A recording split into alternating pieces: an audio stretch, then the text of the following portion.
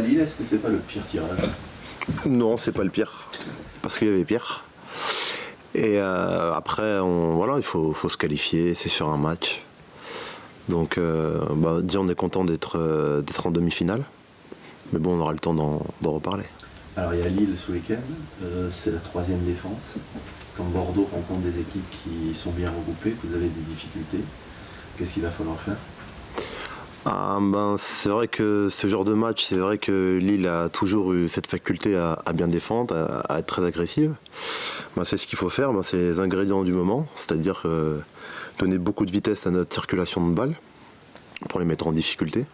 Parce que dès que vous faites les bons enchaînements au bon moment, même si vous êtes une bonne défense, vous allez céder à un moment ou à un autre. Ils ont un très grand gardien, Vincent Enyama. Qu'est-ce que tu en penses? C'est très fort. C'est vrai que moi-même, quand je regardais le match hier à Guingamp-Lille à la télé, quand tu savais qu'il y avait les tirs au but, forcément, tu te dis que Lille va s'en sortir. Est-ce que tu as trouvé des failles dans cette équipe lilloise qui peut t'inspirer pendant le match? C'est ce que tu leur as vu faire? C'est vrai que c'est une équipe qui n'est pas, on va dire, spectaculaire, même si elle a des joueurs quand même qui le sont.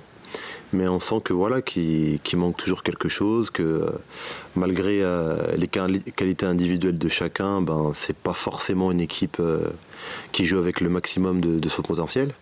Et que à partir de là, c'est qu'il y a des failles dans leur équipe et que c'est à nous, en termes de maîtrise de balle, de circulation rapide des passes, pour les mettre dans la difficulté. Ils ont presque un parcours identique au vôtre, même si vous aviez la Coupe d'Europe en plus, ils ont mal débuté, ils ont changé d'entraîneur, ça va mieux, ils sont sur la même dynamique, 8 matchs sans défaite. Oui, ça va être un match serré. Je pense pas que on va avoir la même domination qu'on a eu par exemple contre Lorient mardi.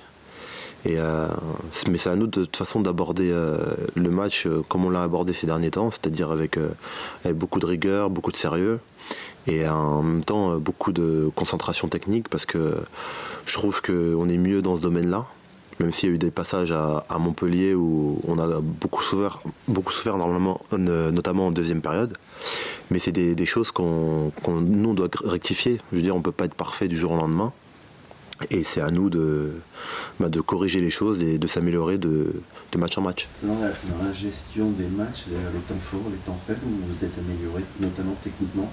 Oui, je pense, et c'est tout l'ensemble du groupe qui on le ressent parce que on voit que on arrive moins à être fatigué, on va dire, surtout en fin de match, qu'on arrive plus à gérer les matchs. C'est dû grâce je pense à ce tempo qui est géré, de pas aller, si vous voulez, de manière un peu foufou d'attaque en défense. Et ça, c'est vous qui l'avez décidé ou c'est par rapport à ce que vous aviez remarqué avec le coach? C'est des choses aussi qu'on décide sur le terrain parce que après, par exemple moi avec Yaro ou avec Abdou, Henry, je parle d'Henry parce que par rapport au dernier match de Montpellier, c'est des choses qu'on essaie de gérer parce que nous ça fait un moment qu'on est là quand même dans le milieu, on sait contrôler, si vous voulez, ce genre de choses quand il y a trop de temps fort et qu'on n'arrive pas à maîtriser ça. Si les temps forts sont pour nous, ok. Mais si les temps forts vont sur les deux camps, à un moment tu maîtrises plus rien. C'est plus, on va dire, spectaculaire que maîtrisé. Et comment tu te sens par rapport à ce matin et puis ça va, au niveau santé? Bof, on va prendre une décision demain et on verra comment ça va se passer. C'est le genou? Ouais, toujours. C'est ce qui vous manquait avant cette série, justement? On disait à un moment qu'il n'y avait pas de leader ou que vous aviez du mal à, justement, sur le terrain, agir ou réagir vous-même. C'est ça qui manquait et qui est apparu maintenant dans cette série? Non, je pense que ce qui se passait avant, c'est que je pense qu'on n'était pas bon. On n'était pas bon parce que on faisait pas les choses en harmonie, c'est-à-dire que c'était pas un manque de motivation ou quoi que ce soit, c'est qu'on courait, mais on courait en contre-temps. Et le fait de ne pas faire certains efforts en même temps, c'est comme un pressing. Si un pressing, vous êtes 3 à le faire et que 7 vous regardent derrière sur une action, et qu'après que c'est 7 qui y vont et 3 qui y vont pas, ça dépend de la circulation de balle adverse pour savoir si vous allez être puni ou pas. Et là en ce moment on fait bien les choses ensemble et c'est ce qui fait la différence. Et donc ça donne une meilleure image de notre équipe et de meilleurs résultats. Et aussi que les cadres, comme toi, comme Yaro, aient un peu pris les choses en main. D'être au milieu de terrain aussi ça aide parce que tu es un peu le relais de tout le monde. Et tu peux, entre guillemets, voilà, juger à un moment, il faut faire ça à tel moment du match ou autre chose. Est-ce que par rapport à tes problèmes de genoux, tu as changé ton jeu? T'es moins le trublion, c'est plutôt Adam Ounas maintenant qui le fait, quoi. Oui, je l'ai remarqué contre Lorient. C'est qu'à un moment, j'arrivais pas à le suivre, donc... Tu as changé ton jeu? Ouais, quand même. Ou cette position un peu plus reculée te fait changer? Ça me fait changer, mais en même temps, je le vois, et c'est par rapport à ma santé physique qui fait que des matchs, je veux percuter plus parce que je me sens mieux, et d'autres, on va s'adapter.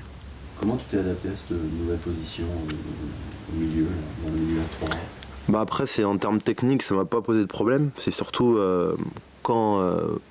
si vous voulez, quand faut sortir sur un joueur, et même pas sortir à contre-temps.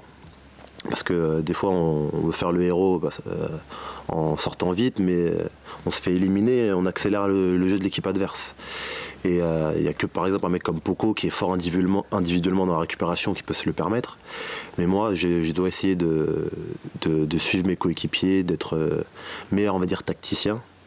Parce qu'après avec Yaro, Abdou et Clément on l'apprend. T'es plus dans la gestion du placement. Oui, sur certains moments. Après, il y a des coups que je peux y aller faire des pressings parce que comme j'ai une bonne vitesse, ça peut aussi m'aider à compenser certaines défaillances défensives. Mais après, c'est surtout quand j'ai le ballon que j'essaie de faire la différence. Aujourd'hui, est-ce que vous regardez en haut ou en bas? En haut, on regarde toujours en haut. Après, honnêtement, je pense pas trop au classement parce que je sais que tout le monde est collé. Et que la seule façon de se décoller de ça, c'est d'enchaîner les victoires. Vous êtes guéri? Je parle pas de ton genou, mais de l'équipe. Oh, j'avais compris. j'avais compris. Je vais pas dire guéri, mais on va mieux, ça c'est clair. Ça se ressent comment, ce mieux? On le ressent déjà sur la qualité de nos matchs. Parce que entre ce qui se passait au mois de novembre et maintenant, il y a quand même une différence. Même si on pouvait pas faire pire. Et... aussi, les résultats le prouvent, c'est-à-dire qu'on perd moins parce qu'il y a moins de manque aussi. Il y a eu un déclic à un moment donné, justement, quand ça allait mal je ne vais pas dire qu'il y a eu un moment précis où il y a eu un déclic, mais à un moment, il nous fallait une victoire. Peut-être moche, comme celle de Guingamp, mais il la fallait parce que je pense que c'était une période en plus où si on ne gagnait pas, ou on faisait match nul, ou on perdait, on était relégable, un truc comme ça. Et ça a enchaîné avec une série où on perdait pas. Mais même si cette série où on perdait pas, ça nous est remonté petit à petit au classement. Et à un moment, tu te libères. Et le fait de se libérer, tu joues mieux après. Parce que tu as moins de pression de résultats, etc.